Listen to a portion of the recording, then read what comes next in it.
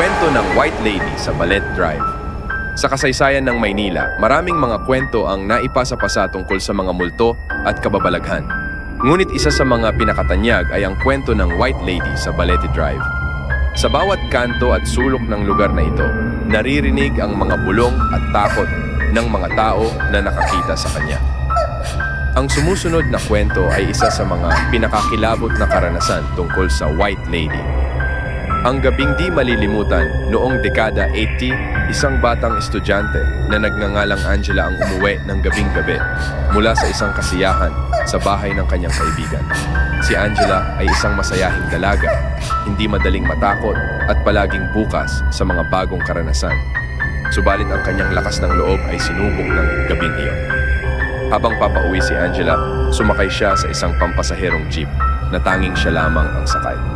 Pabilis ng pabilis ang kanyang tibok ng puso habang iniisip niya ang kanyang mga assignment at exams sa darating na linggo.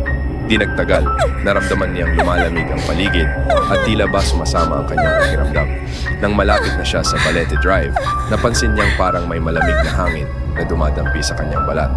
Ang mga ilaw ng poste sa kahabaan ng daan ay patay-sindi at tila may kung anong presensyang bumabalot sa lugar. Habang bumabagtas ang jeep, napansin niyang unti-unting nagiging malabo ang kanyang paligid. Ang pagsulpot ng White Lady. Bigla na lang, nakita niya ang isang babae na nakatayo sa gilid ng kalsada.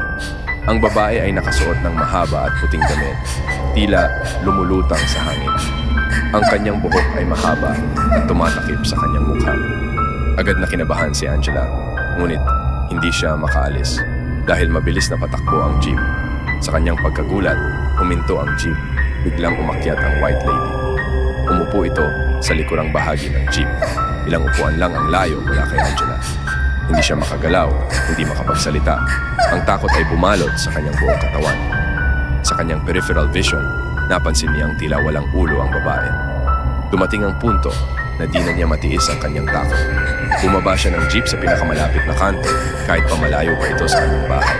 Tumakbo siya ng tumakbo, hindi lumilingon hanggang sa marating niya ang kanilang bahay. Humihingal at halos di makapagsalita, ikinuwento niya sa kanyang mga magulang ang kanyang naranasan. Ang misteryo ng Balete Drive. Kinabukasan, ikinuwento ni Angela sa kanyang mga kaklase ang nangyari. Marami sa kanila ang nagsabing hindi ito ang unang pagkakataon na may nakakita sa White Lady sa Balete Drive. Ayon sa mga kwento, ang White Lady raw ay si Consuelo, isang magandang dalagang nagmula sa isang mayamang pamilya noong panahon ng mga Kastila.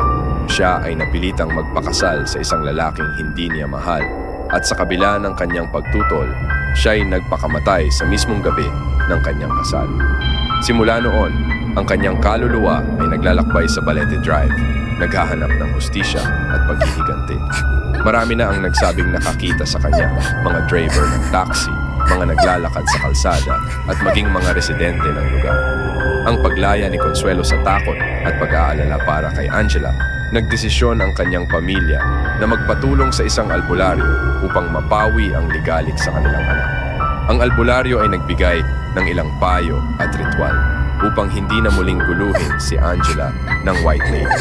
Subalit, sinabi rin nito na ang tanging paraan upang mapalaya ang kaluluwa ni Consuelo ay ang pag-aalay ng dasal at paghingi ng tawad sa kanyang puntod.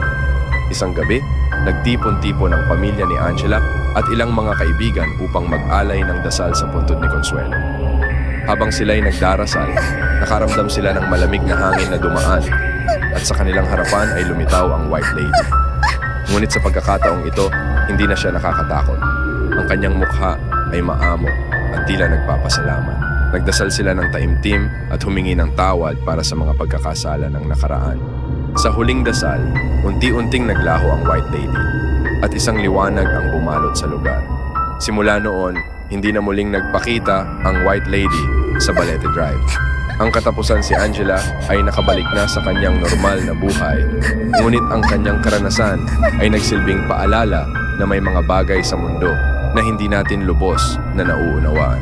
Ang kwento ng White Lady sa Balete Drive ay isa lamang sa mga maraming kwentong kababalaghan sa ating bansa. Ngunit ito'y nagbibigay ng aral na ang ating mga aksyon at kasalanan ay may kaakibat na responsibilidad at ang kapatawaran at dasal ay may kakayahang magpagaling ng mga sugat ng nakaraan. Ang Balete Drive ay nananatiling tahimik sa gabi, ngunit ang kwento ni Consuelo ay patuloy na binubuhay ng mga bumibisita at nag-uusap-usap tungkol sa nakaraan. Sa bawat pagdaan sa kalsada nito, hindi maiwasang maalala ng mga tao ang White Lady at ang kanyang kwento ng pag-ibig, kalungkutan at kalayaan.